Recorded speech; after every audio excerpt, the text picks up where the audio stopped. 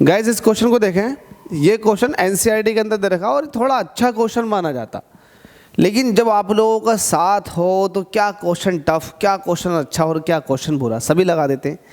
तो मैंने इस तरह के क्वेश्चन के लिए आपको मैंने एक अप्रोच बता रखी है। जैसे कि आपके पास एक वेक्टर है आर वेक्टर और इधर दे रखा लेट अस सपोज कि ए प्लस बी वेक्टर, और आपको ये नहीं पता कि ए और बी के बीच का एंगल कितना है। तो ये आप जनरली हर वेक्टर के बारे में कहते हैं कि आर वेक्टर जो है रिजल्टेंट ए और बी वेक्टर का रिजल्टेंट वो ये है। अब आपको ये नहीं पता कि ए और बी वेक्टर एक दूसरे के परपेंडिकुलर हैं या एक दूसरे के साथ पैरेलल में है या फिर एंटी पैरेलल है, कुछ नहीं पता आपको। तो आप क्या करते हो, इसका रिजल्टेंट निकालने के लिए आप कहते हो कि जब आपको इसका रिजल्टेंट निकालना होता तो आप कहते हो आर वेक्टर, ऐसे कहते हो square root A square plus B square plus का 2ab कोस थीटा। कहते हो या नहीं कहते हो? आपने पैरेललोग्राम लॉ पढ़ रखा है या नहीं पढ़ रखा? अगर पढ़ रखा है तो आपको पता होगा, और नहीं पढ़ रखा दोबारा जाकर पढ़ो, क्योंकि जब तक नहीं पढ़ोगे उसे तब तक समझ में नहीं आएगा, और ये बच्चों वाली चीज़ें हैं। तो ऐसा ही हम इस पर्टिकुलर क्वेश्चन के अंदर करेंगे।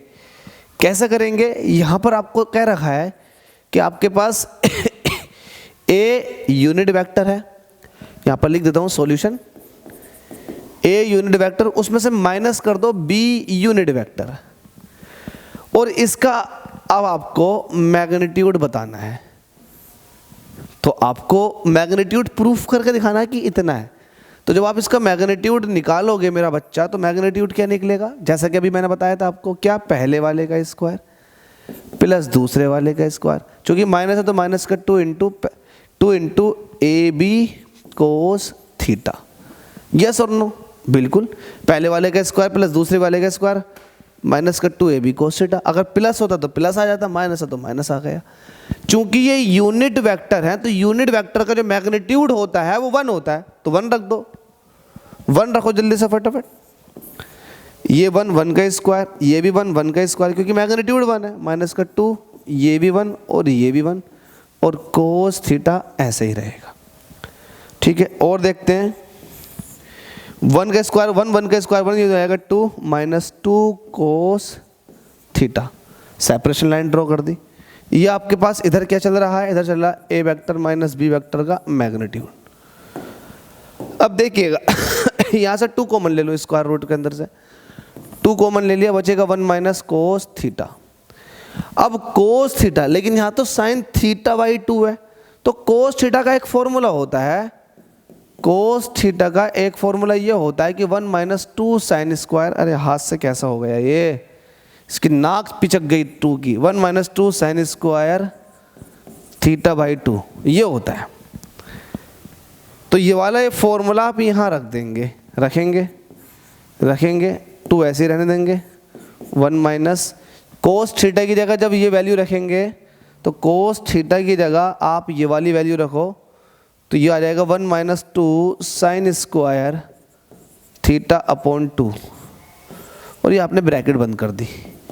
ठीक है, इसको और चलाइएगा, 2 पूरी ब्रैकेट के बाहर है।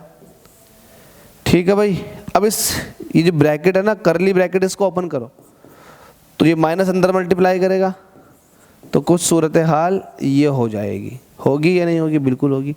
तो 1 से 1 कट गया, 2 ये है, 2 ये है, 2 2 ज़ा 4 साइन स्क्वायर थीटा बाई 2 ये हो जाएगा।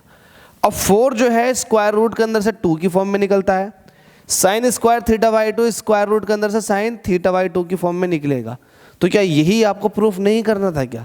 बिल्कुल बिल्कुल भाईजान, यही प्रूफ करना था। तो आप लिख देंगे right hand side has equal to right hand side, और यहाँ लिख देंगे हैंस प्रूव्ड। समझ गए? कुछ नहीं करना था ना, ये तो मैंने बहुत बड़ा बड़ा लिख रखा, 1 2 3 4 5 6 स्टेप में, 4-5 स्टेप में ख़त्म हो जाएगा, और बुक के अंदर बहुत खतरनाक सॉल्यूशन दे रखा, हालांकि उसका निचोड़ है ये। तो घबराएं नहीं, आपको जब ए वेक्टर या फिर A unit vector minus B unit vector का मैग्नीट्यूड पूछा तो डायरेक्ट आप ये लगाओ फॉर्मूला, और ये लगाओगे तो आप बिल्कुल सटीक आंसर पहुंच जाओगे। थैंक यू सो मच आप सभी के प्यार और सपोर्ट के लिए। ये क्वेश्चन भी ख़त्म हो चुका है। Thank you so much guys.